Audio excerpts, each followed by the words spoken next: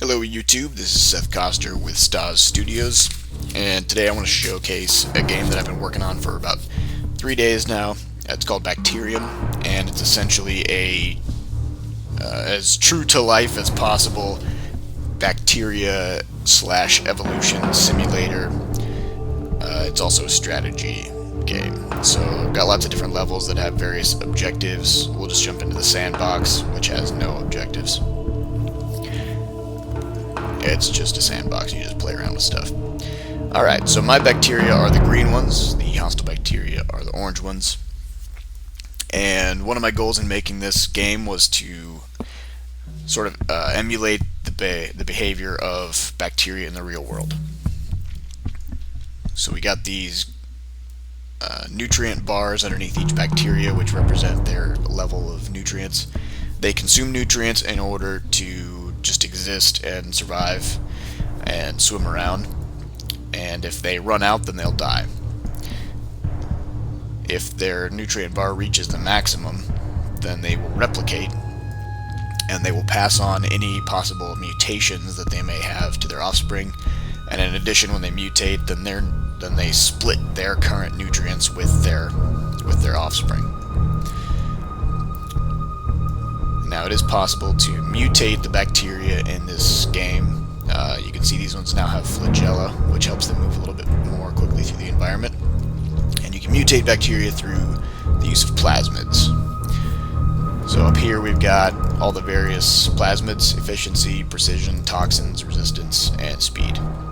Speed plasmids are the flagella, and bacteria can have multiple of the same plasmid. It just increases the effect. So for example, if I drop this on now, he's got slightly bigger flagella, and you can now see he has 2 rings under it representing 2 speed plasmids, and it goes a little bit faster. Now the bacteria in this game, I wanted them to move similarly to how bacteria move in the real world, so they use what's called a biased random walk, which means that they turn in a sort of flailing kind of fashion, and the closer they get to something in their environment that they are responding to, the less frequently they turn.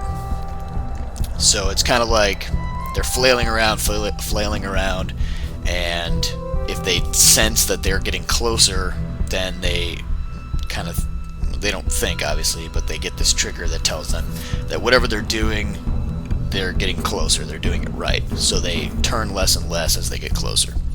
So the bacteria in this game do the same type of behavior. You can also influence their movement through dropping a chemoattractant, which is essentially a chemical that makes them respond in the exact same fashion as they would respond to something in their environment. So I can just if I drop that down, then they home in on it and they try to get to it. So you can see them kind of randomly turning.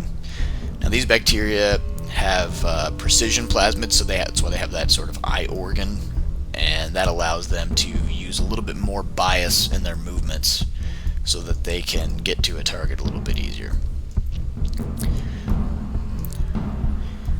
Okay, on the side here we got population stats, shows my population's total nutrients, how many bacteria I have, and my population's average plasmids.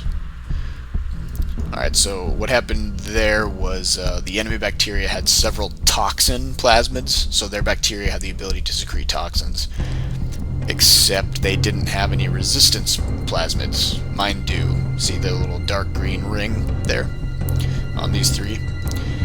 So it's sort of it's a 1-for-1 balance. For every toxin plasmid, you have to have 1 resistance plasmid, because if you secrete a toxin that is harmful to you, then it will kill you, obviously. So those enemy bacteria kill themselves. Now I'm in trouble here because it looks like almost my entire population of bacteria, except for this one over here, are stuck in a no man's land where they've consumed all the resources. So now they have to try to get all the way over here. I could try to help them out maybe by giving one of them a speed plasmid, but it might not even be worth it. Instead, maybe I should just invest in bumping this guy up with extra plasmids. chemo attractant, try to send him up in this direction. We'll see how well he does. Okay. Oops. And yeah, sorry, that was a little glitch there. Just a few days of development, so there will be a couple things like that at the moment. Alright, so yeah, so that's the basic core of the gameplay. Is you've got this population of bacteria, and you will have various objectives where you try to, for example, reach a population of 60 before the opponent reaches a population of 30. Things like that. And it can get pretty difficult because, like bacteria in the real world, these ones you can't simply grab them and just say, "Hey, do this." You can only influence their behavior, and you can try to sort of bump up their chances of survival through mutation. So, yeah, so that's the basic core, and I'm hoping that people who play this game will gain a sort of intuitive understanding of how populations work and how bacteria behave. That would be optimal. I was hoping it would be a little bit educational, at least. I'm getting dominated here, but yeah. So that's all I got for now. Thanks for watching, and don't forget to hit like and subscribe, and hopefully I'll have some more updates soon.